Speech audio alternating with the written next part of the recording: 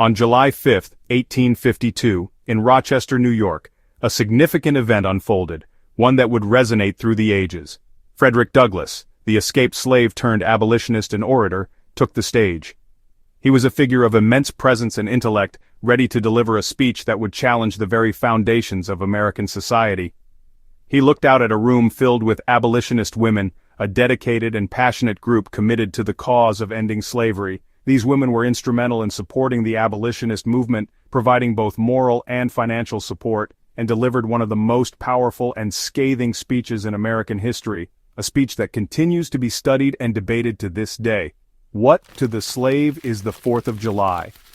The very title posed a provocative question, forcing his audience to confront the hypocrisy at the heart of the nation's celebration.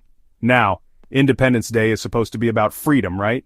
A day to commemorate the birth of a nation founded on the principles of liberty and equality. Fireworks bursting in vibrant colors across the night sky, symbolizing the nation's triumph and independence. Parades, filled with patriotic displays and marching bands, celebrating the unity and strength of the American people. And speeches about liberty, echoing the words of the Founding Fathers and reaffirming the nation's commitment to freedom. But for Douglass, a man who had escaped slavery through immense courage and determination, this celebration wasn't about freedom at all. It was a cruel mockery, a painful reminder of the injustice and oppression that millions of African Americans continued to endure. It was about a double standard, a glaring contradiction between the ideals of liberty and the reality of slavery. He told his audience with unwavering conviction, "This 4th of July is yours, not mine." A stark declaration of the divide that separated white Americans from enslaved African Americans.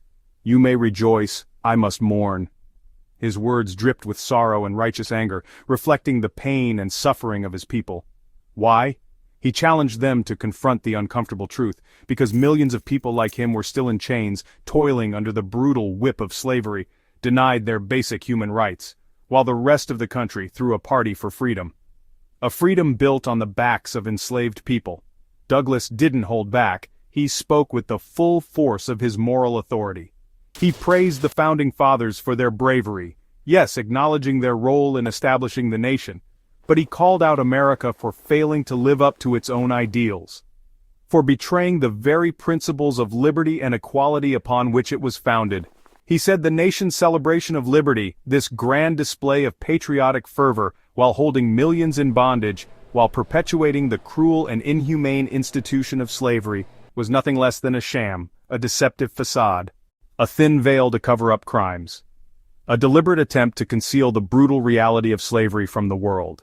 He wasn't just talking to politicians either, he wasn't just addressing those in positions of power. Douglass blamed churches for their complicity in upholding slavery, for failing to condemn it as a moral abomination. Courts, for their unjust laws that protected the interests of slaveholders and denied basic rights to enslaved people, and everyday people who looked the other way. Those who benefited from the system of slavery, or who simply chose to ignore the suffering of others. He made it clear, his message was unambiguous and uncompromising. True patriotism isn't about blind celebration, it's not about uncritical acceptance of the status quo, it's about holding your country accountable to its own promises, to the ideals enshrined in its founding documents, to the principles of justice and equality for all.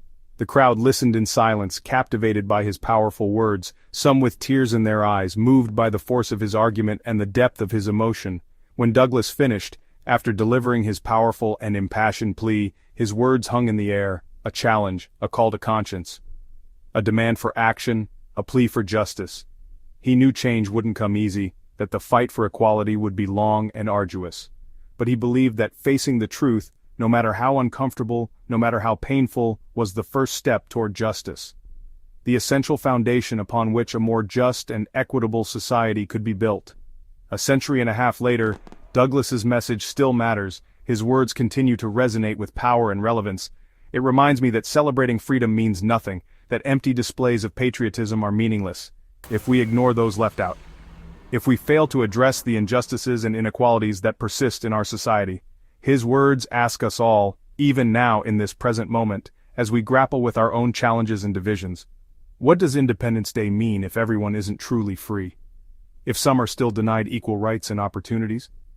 So as we remember the fireworks and the flags, as we celebrate the symbols of our nation's independence, let's remember Frederick Douglass's courage, his unwavering commitment to justice and equality.